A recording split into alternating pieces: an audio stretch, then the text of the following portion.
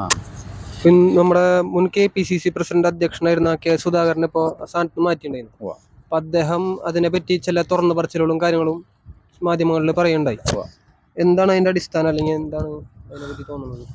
അല്ല, സാധാരണ കോൺഗ്രസ്സില് KPCC പ്രസിഡന്റൊക്കെ ആയിരിക്കുന്ന ആള് ഇടയ്ക്കിടയ്ക്ക് ഇങ്ങനെ മാറ്റങ്ങളൊക്കെ സംഭവിക്കാറുണ്ട്. എന്ന് വെച്ച് കഴിഞ്ഞാൽ കാലകാലങ്ങളിലുള്ള KPCC പ്രസിഡന്റുമാരെ മാറ്റുമ്പോൾ ഇത്തരം ചർച്ചകളും വിഷയങ്ങളൊക്കെ സാധാരണ സംഭവിക്കാറുണ്ട്. അതിൽ വിട്ടൊന്നും ഈ വിഷയത്തിൽ കാര്യമായിട്ട് സംഭവിക്കാനുള്ള ചാൻസ് ഇല്ല. കാരണം അദ്ദേഹം ശരിക്കും പറഞ്ഞു കഴിഞ്ഞാൽ മുഖ്യമന്ത്രി പിണറായി വിജയൻ്റെ ജന്മശത്രുവായിട്ട് രംഗത്ത് നിൽക്കുന്ന ഒരാളാണ്. മുഖ്യ ലക്ഷ്യം തന്നെ ഇടതുപക്ഷ സർക്കാരിനെ താഴെ ഇറക്കുക എന്നുള്ള ലക്ഷ്യമാണ് പുള്ളിക്കുള്ളത്.